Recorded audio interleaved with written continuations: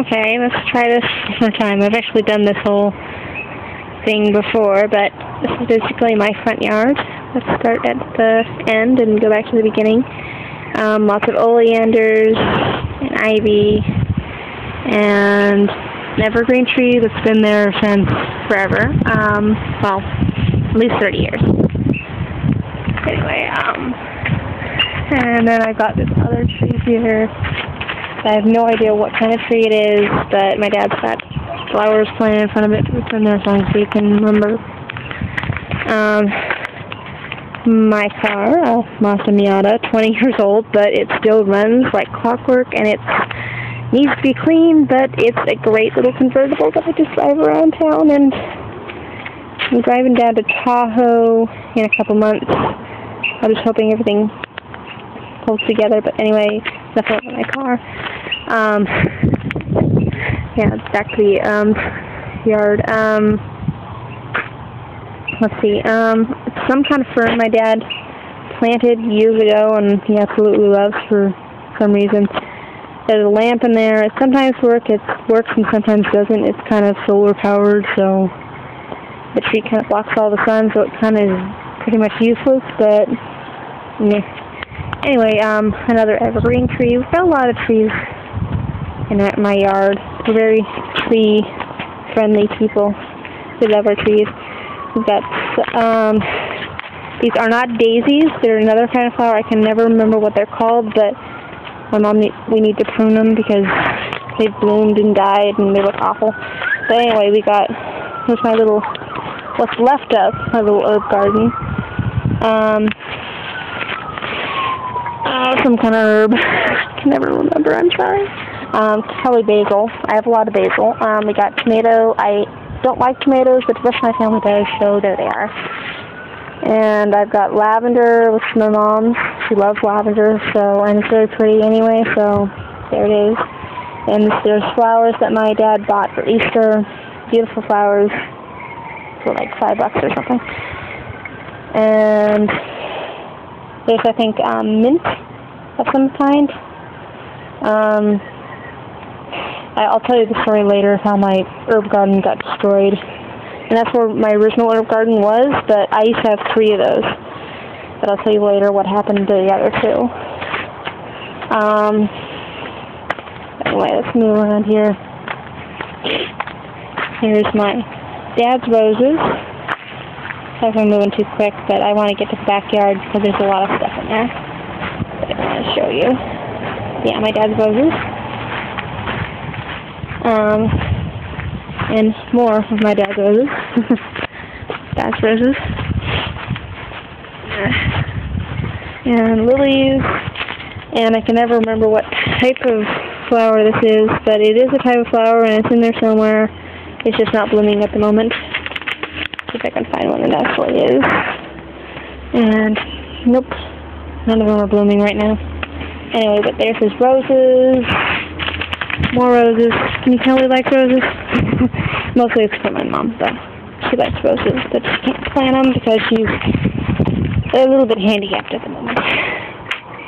And more roses that aren't blooming right now. These are usually really pretty red roses.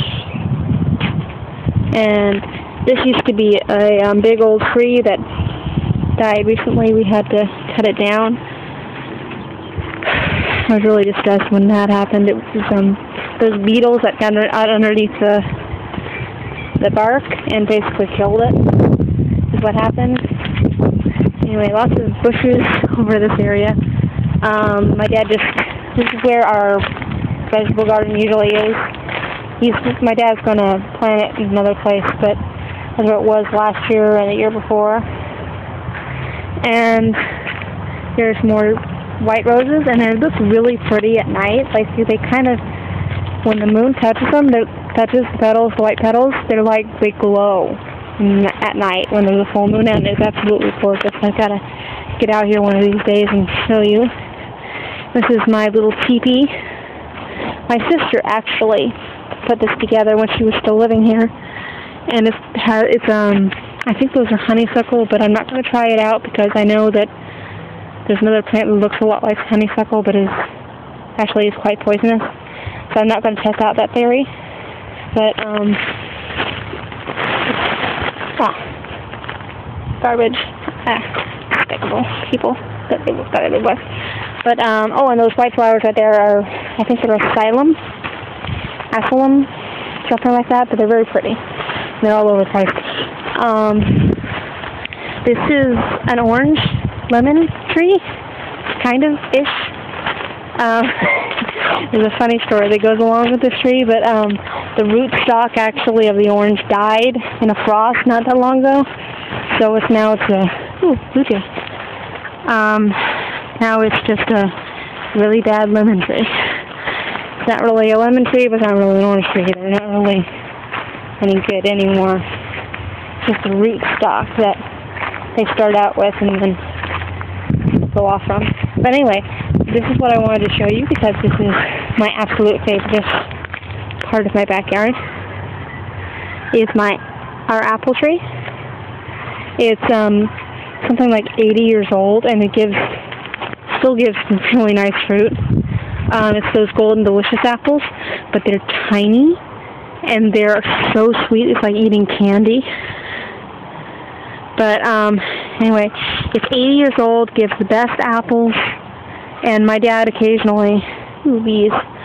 I'm not definitely afraid of bees because it make me nervous, but we've got a lot of bees right now, so it's probably a good thing. But we've got,